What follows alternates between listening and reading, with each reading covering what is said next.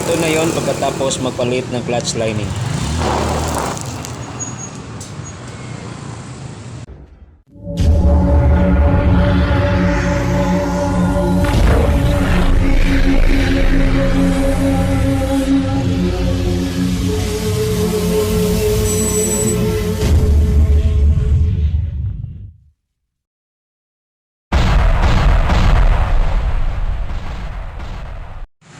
So okay, welcome mga bossing, kung saan ay pwede kayong matuto sa aking channel.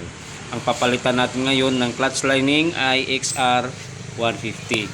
At pareho lang din ito sa pagpalit ng clutch lining ng XR125 at sa iba pang motor. So ito yung pinakauna natin gagawin, i-drain muna natin ang engine oil. Ang maganda lang sa motor na ito ay marami siyang kasya na clutch lining. At pwede tayong makamura. Ito yung susunod nating tatanggalin, itong brake rod, spring ng brake light switch, at return spring ng pedal para yumuko ito pedal natin, para makuha natin yung crankcase. At siyempre tatanggalin din natin ang kickstarter at pati itong cable. So okay, umpisahan na nating tanggalin.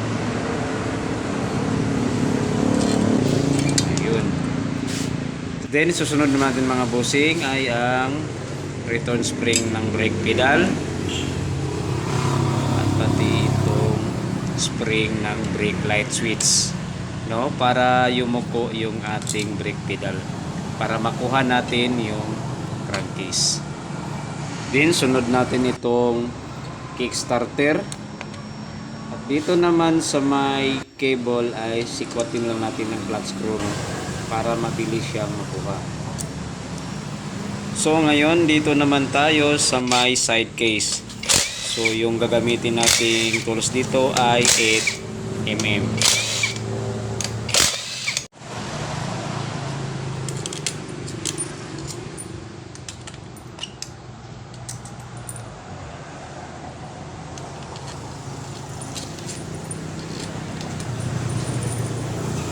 Pukpukin lang natin ng konti para bumuka ka yung side case.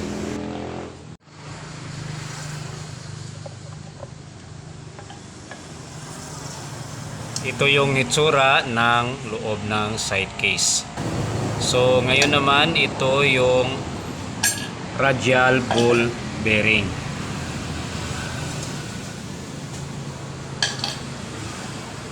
Then isunod nating tanggalin itong oval screw.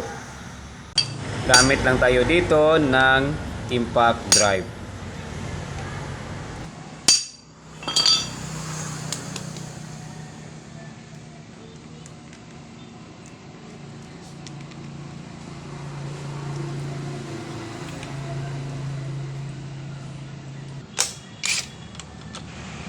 Then sunod nating tanggalin ang lock nut gamit ang lock nut wrench or castle wrench. Dito naman sa clutch housing ay 19mm na socket wrench ang ating gagamitin.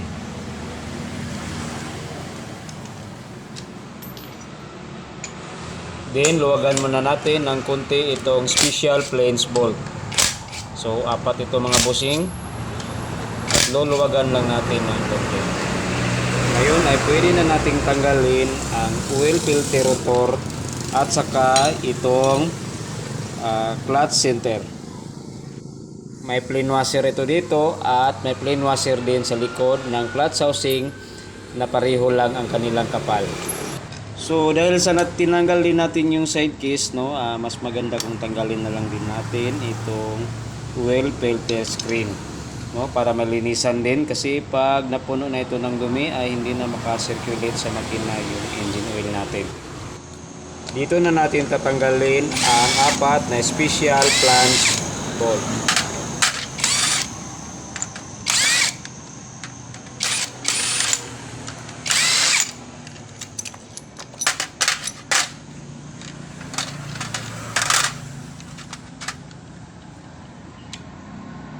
Ito na yung clutch center at yung nasa gilid nito ay clutch lining at ang sunod naman ay clutch plate.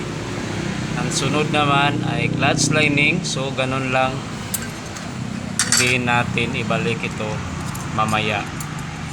No, at saka abangan din natin ito mga bossing kasi mayroon itong tamang timing sa paglagay ng ating clutch lining. Tapos ko nang natanggal, so hugasan ko muna para mapalitan na natin ng bagong clutch lining. Tapos ko nang hugasan at ito yung lumang clutch lining. So nagkaroon na ito ng pagnipis mga bossing, kaya slide na yung ating motor. So ito naman yung ipapalit nating clutch lining, no? Kasya lang po ito sa TMX 155, TMX 125, yung mga Skygo 125 at saka Skygo 150, no? So ang motor na ito ay maraming kasya, no? Kaya makakatipid tayo. Bago natin ikabit ang mga clutch lining ay mas maganda kung basahin muna natin ito ng engine oil para hindi madamage sa una nating takbo. Kasi hindi naman agad na kakalat yung mga engine oil patungo dito sa ating mga clutch lining.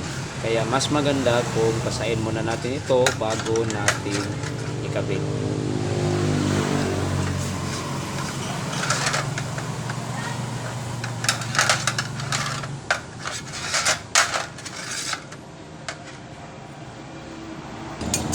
Ito na yung center clutch at kung mapapansin natin dito ay mayroon itong tuldok at ito yung kanyang timing, no? Dito sa likuran ay mayroon din siyang tuldok.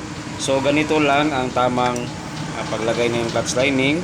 Una natin clutch lining, then yung clutch plate, clutch lining naman, then clutch plate hanggang sa maubos yung ating clutch lining. Sa mga nagtatanong, 5 po ang clutch lining sa motor na ito.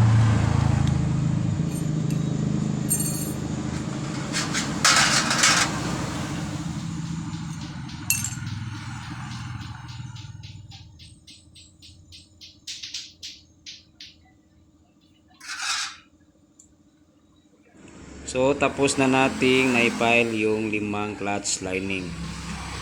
So ito yung tuldok, yung kanyang timing at meron din sa likod. At meron din itong tuldok, itong clutch pressure plate, no? I-sentro lang natin yung mga tuldok ng pressure plate at saka yung sa clutch center. At yan yung kanyang tamang timing kapag nagpalit tayo ng clutch lining. Dito isang clutch spring lang muna. Then ilagay natin yung clutch lifter plate at isang bolt. At saka wag muna nating higpitan para ma-adjust natin ang clutch lining pagpasok natin dito sa kanyang clutch housing.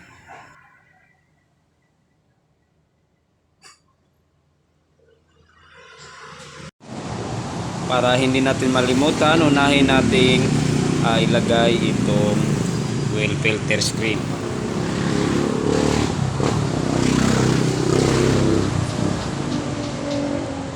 Then isunod natin yung plain washer, then itong center clutch. So ganito lang gawin natin mga bossing para pumasok yung center clutch natin sa spline.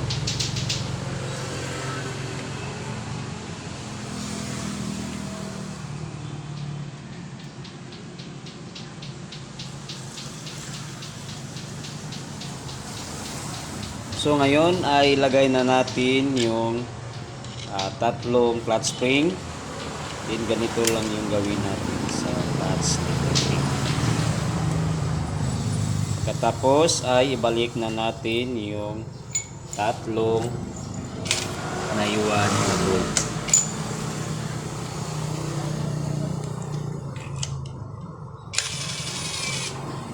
So dito ay wag muna nating biglaing higpitan ang mga bolt. Dahan-dahanin lang natin sa paghigpit para hindi mabiyak itong ating clutch lifter plate.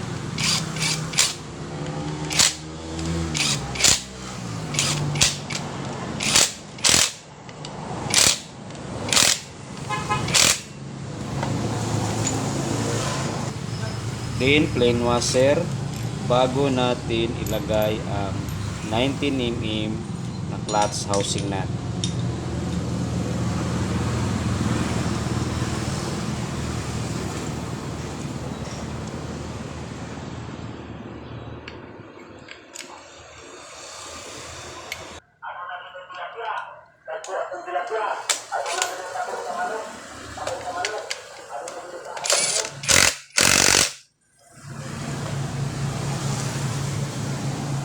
Sunod ang oil filter rotor. Then mayroon din itong plain washer bago ang lock nut.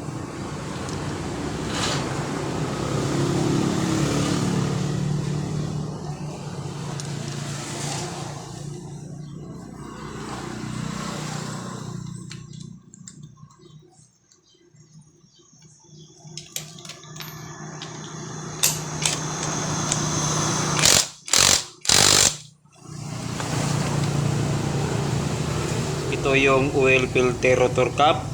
No, mayroon itong gasket mga bossing. Pag nagkaroon ng damage, no, kailangan nating palitan yung kanyang gasket. Kasi pag hindi natin napalitan ay hindi na mapipilter niya yung ating maduming engine oil. Kung baga ay nagkaroon na siya ng singaw.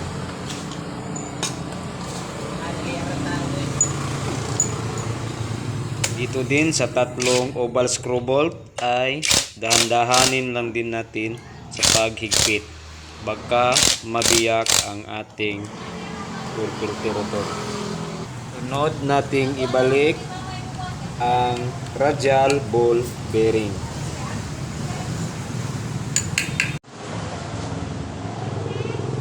May dalawa itong side kiss guide bago natin ilagay ang ating side gasket.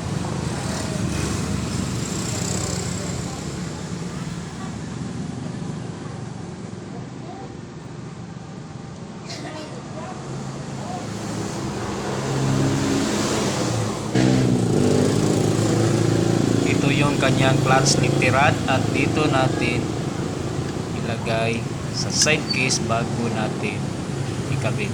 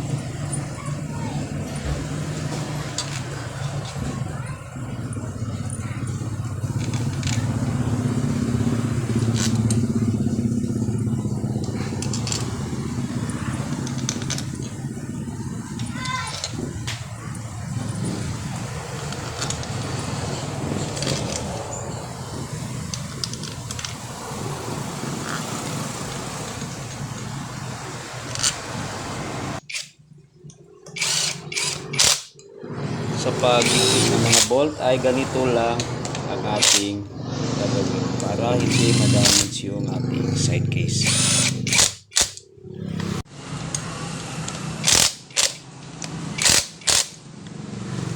Ngayon ay tapos na nating magpalit ng clutch lining. Ay balik na natin yung mga nauna nating mga tinanggal.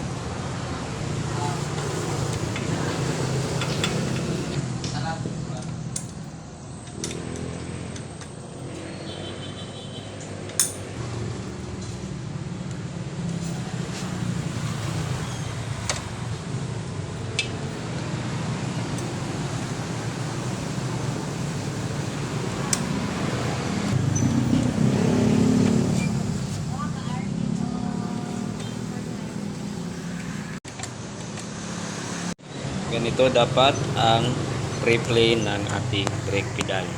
So, ngayon ibalik na natin ang green flag, tsaka natin lagyan ng ating engine oil.